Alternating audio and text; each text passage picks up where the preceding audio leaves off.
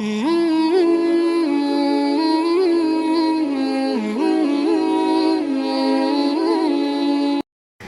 orang beriman, dalam keadaan suka ataupun duka, aku pasti akan perhatikanmu. Aku gak akan pernah meninggalkanmu. Tanamkan pada dirimu, kalau punya kesulitan sekarang, jangan kau banyak keluhkan. Bukankah dulu pun kau punya banyak kesulitan dan aku telah tuntaskan? Maka apakah 1000 kesulitan yang dulu yang telah aku selesaikan, berikan solusi, akan dikalahkan dengan satu persoalan ini saja? Tidakkah engkau mengingat persoalan-persoalan di masa lalu? Yang saat engkau lahir, aku datangkan orang tua untuk merawatmu. Aku berikan rezeki untuk membuat engkau tentram. Maka dari 1000 persoalan yang telah aku selesaikan terdahulu, aku berikan solusi. Apakah tidak engkau ingat untuk memberikan kekuatan pada dirimu? Hei, dulu pun pernah diselesaikan, maka yang ini pun pasti akan dituntaskan. Jangan pernah kita berpikir bahwa hidup itu nggak dijamin rezeki. Kurang rezeki itu mustahil. Karena yang paling dasar yang dijaminkan oleh Allah cukup. Jika ada orang yang merasakan kurang, itu berarti orang yang tidak pernah merasa cukup. Itu problemnya. Ya boleh jadi, maaf, bukan karena nggak cukupnya, karena dia mengejar satu beban yang tidak sesuai dengan kebutuhannya, atau mengejar sesuatu di luar asas kecukupannya. Itu persoalannya.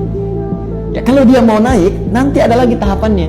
Tapi Allah jamin sepanjang Anda gunakan pasti cukup. Kalau kamu ingin naik level dari ini, dari cukup naik level kedua, maka diberikan lagi secara indah oleh Al-Quran, ini caranya.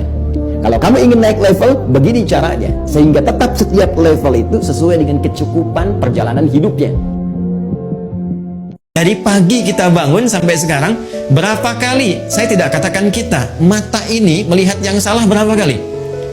Lihat handphone, ya, ternyata ada gambar yang tidak pantas, ada video yang tidak elok untuk dilihat, itu baru mata.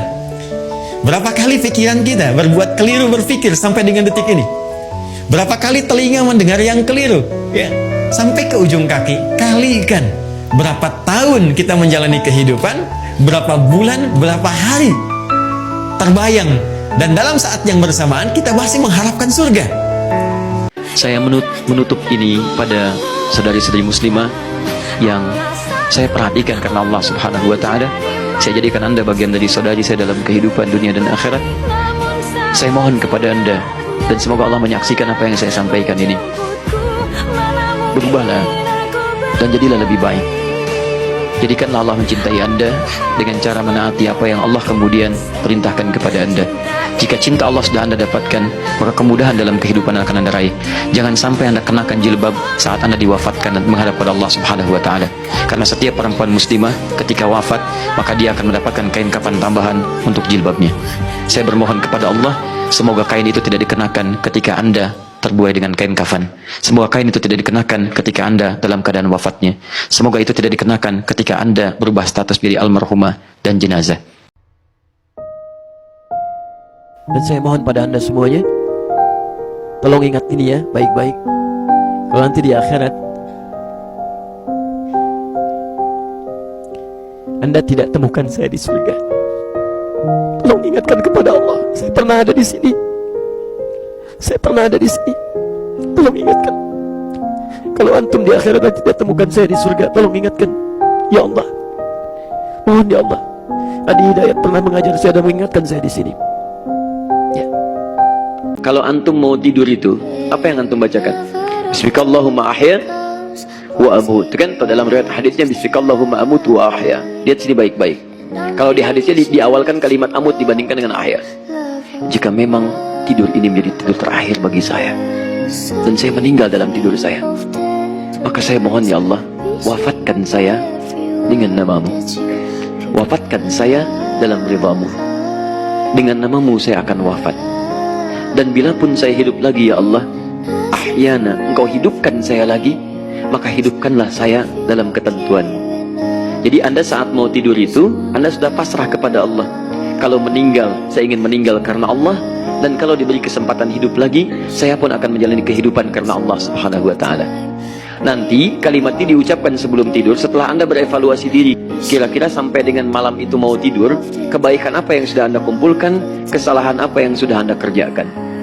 Akan tiba masa Anda mengalami satu situasi sampai Anda mengatakan, kapan berakhirnya yang seperti ini? Serang. Perhatikan, jika Anda berada pada level ini, saya ucapkan selamat kepada Anda. Karena Anda akan diangkat pada kedudukan yang tertinggi di antara sekian ujian yang ada.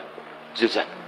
Artinya Allah akan naikkan Anda pada derajat yang tinggi. Karena hukum ujian tadi, la yukallifullahu nafsan illa wus'aha. Allah nggak akan menguji seorang hamba di luar batas kemampuannya. Jadi kalau Anda sudah dipandang oleh Allah siap menerima yang ini, maka Anda akan diberikan zilzal.